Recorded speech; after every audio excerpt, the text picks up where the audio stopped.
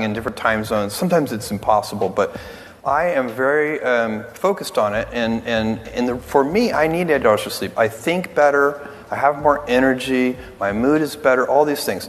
And think about it. As a senior executive, what do you really get paid to do?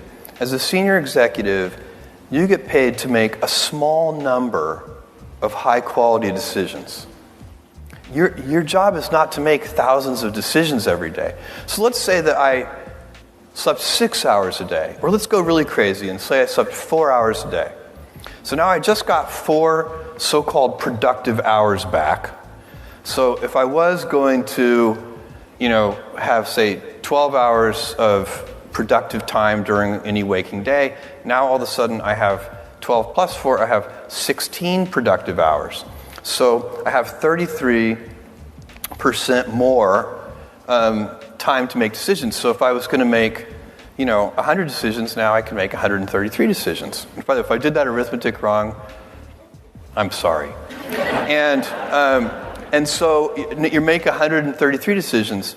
Is that really worth it if the quality of those decisions might be lower because you're tired or grouchy or any number of things? Now, it's different if it's a startup company. I mean, you're really, when Amazon was 100 people, it was a different story. But Amazon's not a startup company. And all of our senior executives operate the same way I do. They work in the future. They live in the future. None of the people who report to me should really be focused on the current quarter.